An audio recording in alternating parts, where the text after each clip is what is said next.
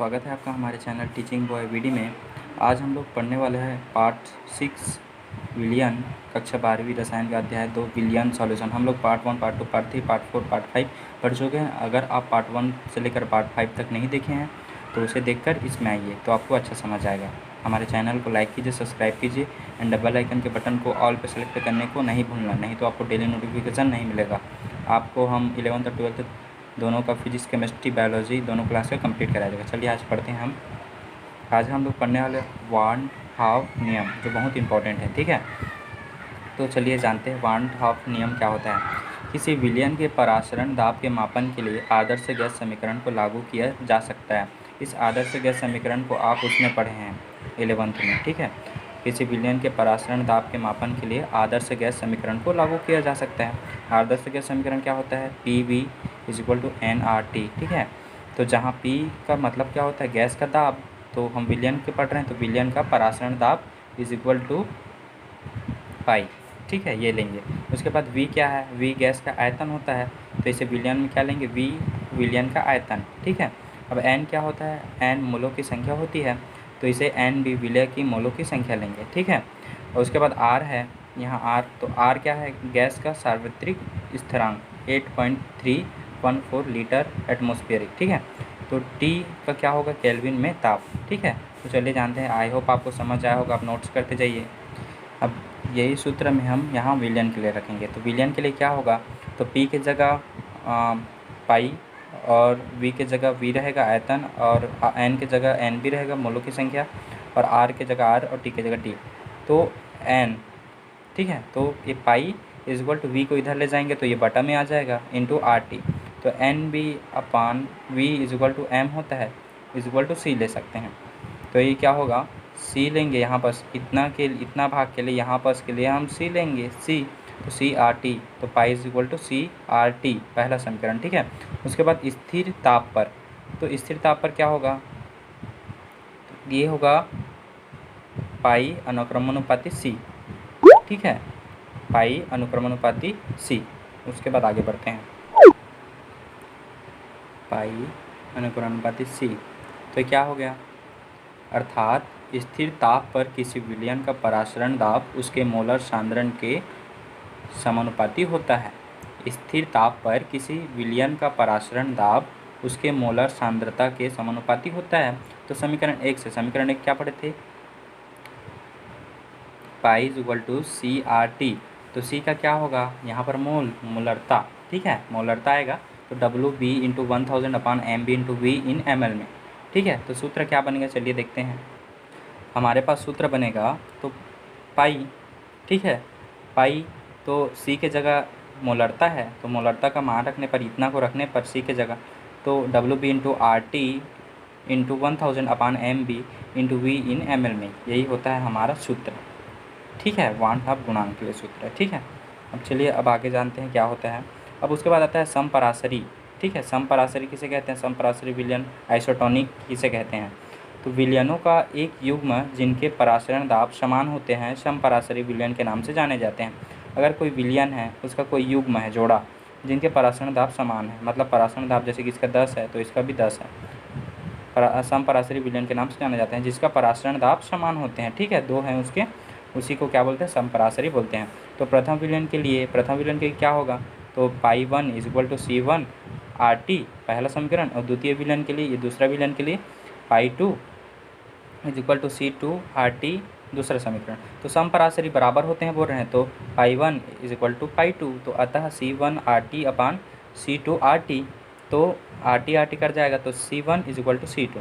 C1 क्या होगा? NB1/V1, और C2 क्या होगा? NB2/V2। ठीक है, तो C का हम क्या पढ़े थे? NB/V को NB/V को M में बदले थे और M को C में, तो यहाँ पर C को हम इसमें बदल देंगे। ठीक है, इसे 1 और इसे 2 कर देंगे। चलिए आगे जानते हैं क्या होता है। तो अतः वही C1 = C2 की जगह NB1/V1 = NB2/V2, तो WB1/MB1 × V1। ठीक है, WB/MB1 × V1 = WB2/MB2 × V2। तो एन मोलों की संख्या तो W/m, ठीक है, होता है, तो W/m, ठीक, ये आपको याद रखना है। उसके बाद आप बुक से भी थोड़ा सा पढ़ेंगे तो आपको आज अच्छा समझ आएगा, आपको कॉन्सेप्ट यहाँ समझना है, क्या क्या बता रहे हैं अच्छे से समझना, नोट्स करते जाना है और वीडियो को स्किप नहीं करना है। आपको लास्ट में कुछ और अच्छे से बताया जाएगा, ठीक है, कुछ नया चीज़ बताया जाएगा। उसके बाद यदि V1 = V2 हो, आयतन बराबर आयतन, तो WB1/MB1 = WB2/MB2। तो यहाँ पर निष्कर्ष क्या आता है, समपराशरी विलयनों की मोलर सांद्रता समान होती है, समपराशरी विलयनों की मोलर सांद्रता समान होती है।